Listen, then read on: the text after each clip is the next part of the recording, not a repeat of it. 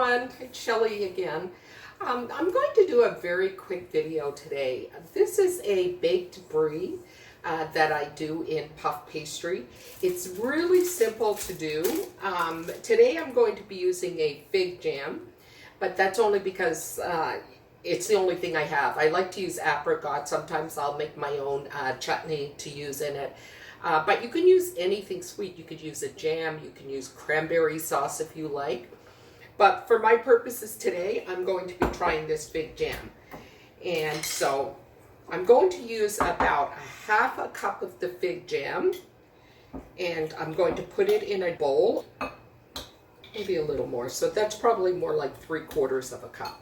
So maybe I should go over the ingredients I have first. I have, this is 508, I believe, 550 grams of a double cream brie. It's from Costco. It was on sale this week. And I also have a little bit of some cayenne pepper. I'm going to put just a little pinch in here because I like a tiny bit of the heat with the sweet. I also have some craisins, the cranberries. Got these at Costco as well in the big bag. And I also have some pecans here that I've toasted in a 350 oven for about 8-9 minutes. You toast them until you can start to smell them. Probably set the timer just in case you forget, because 8 or 9 minutes goes real fast. Ask me how I know. And I also have the puff pastry here, which I will roll out. I have an egg here with about a teaspoon of water that I'm going to whip up, and we'll brush the top of the brie with it when it's done. So in here, I have some, as I said, the fig jam.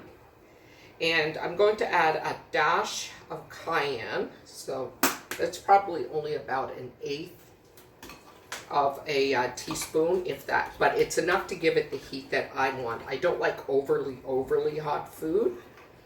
And to this, I'm going to add about maybe 1/4 of a cup to half a cup of cranberries. These are really more for the coloring because of the season.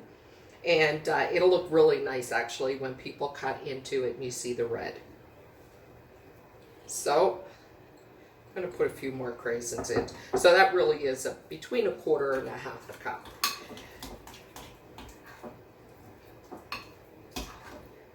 And now I'm going to chop up some pecans. I'm going to do about 1/2 cup of pecans because I like to get a little bit of a bite of pecans with everything that when you take a spoon. We serve this with baguette, just a regular baguette, fresh baguette that we slice, and it's delicious. Feel free to play with what you use with this. Like I said, if you have blueberry jam or if you have strawberry jam, I like to use apricot jam, as I said, and sometimes I'll grate just a little bit of fresh ginger in with it, and I'll do walnuts with it. But sometimes it's just whatever I have in the house, because you can throw anything together with brie and it's good. Okay, so I don't want them too small because I do like some chunks with mine. So I think that is about 1/2 cup. There we go. So I'm really going to fill this puff pastry up. And there we are. It's that easy. That is our filling. And that didn't take very long to put together at all. The thing about this is you can't mess it up. That's the good thing about it. I have my pan all set here. This is the same pan of parchment that I actually toasted the pecans on. So that's all set to go. Let's open up our puff pastry and get started with this. I'm going to flour my board, and I'm also going to flour my rolling pin.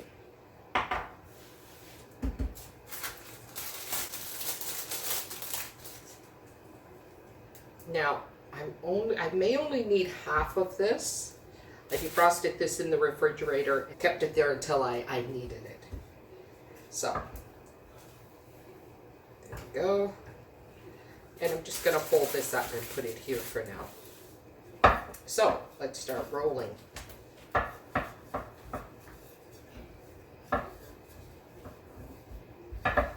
So you want it to be large enough that you can put the cheese in it and fold it up to encase it after you put the topping on it.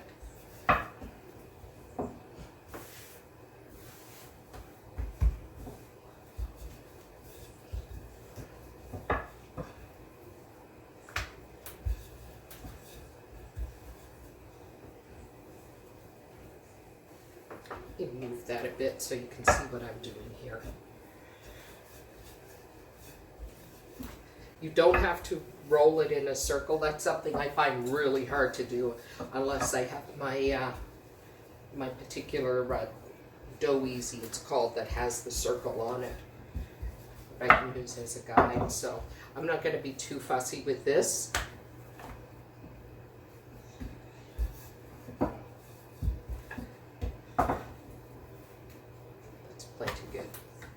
So the puff pastry is delicious, but it really, and as you cut into it, you take pieces of that with the cheese as well and put it on the bread. But the star of the show really is the cheese and the filling that you use. And you can use crackers with that, pita bites, whatever you like.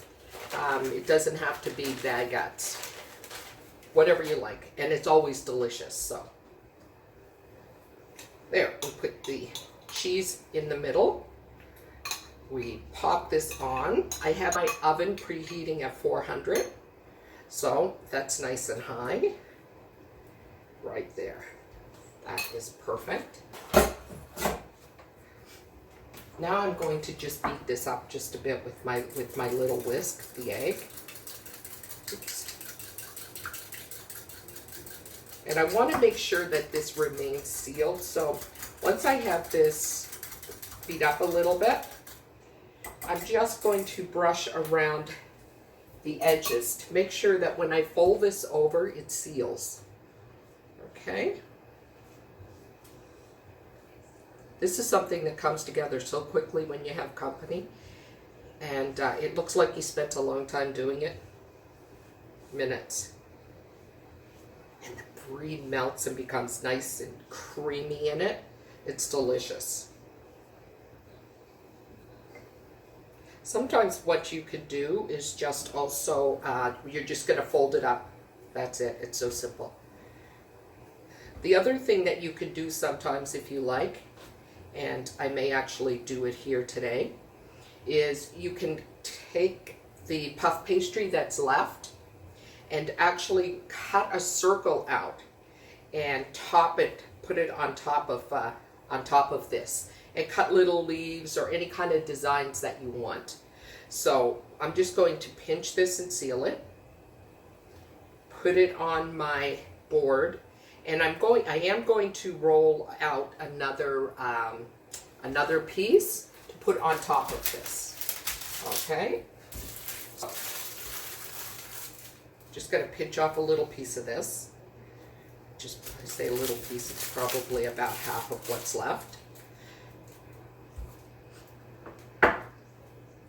With puff pastry, you try to leave the layers as much as possible in it. Clearly, I haven't done that the way I've manhandled this, but I promise you it'll still be delicious. So, I want this fairly thin because I already have, there will be a crust underneath of this, but I do want it fairly thin. What I have decided to do is to actually use my Christmas cookie cutters, and I'm going to cut out a couple of designs to go on top of the brie. You don't have to do this, but I think it'll look pretty, and it's not really going to take a whole lot of time, other than it just took a few seconds for me to dig out my cookie cutter. Okay, this one here is an ivy, and I'm going to cut two. I also have my sugar, colored sugar here, and I'm going to put a little bit of that on too after I put the ivies on. Doesn't take a whole lot of extra work to do it, and I think it might be kind of cute. Actually, I may do 3 ivies.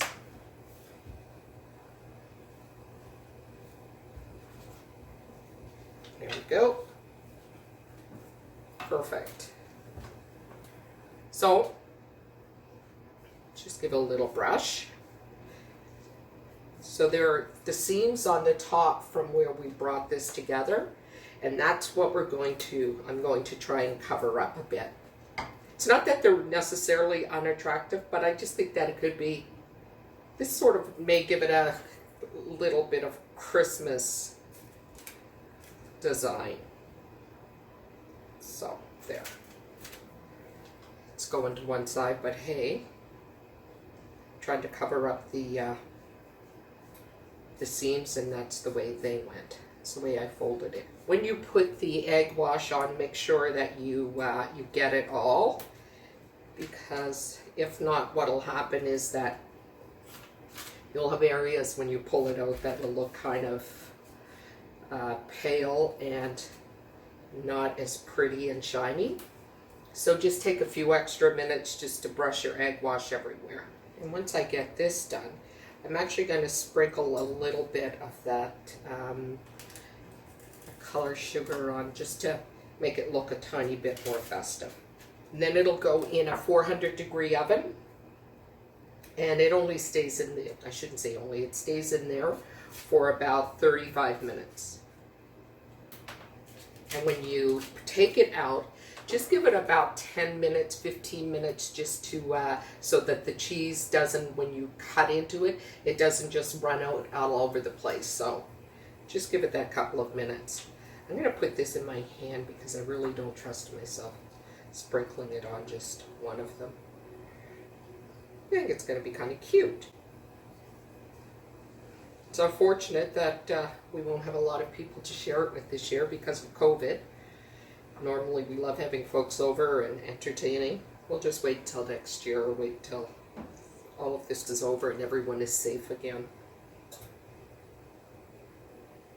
We live in a neighborhood that there are a lot of retired folks here, and some of them we actually do spend time with, so for their safety as well and for the safety of our families, we try to be careful, and I hope you all are as well. You don't have to do this. This is just fun stuff that I like to do. Up the ante just a little bit. And it doesn't, it's not any great amount of work. Matter of fact, it's kind of fun. I think this is about ready to go in the oven. And when it's all done, you'll see it at the end. I'll just plate it up and you'll see what it looks like.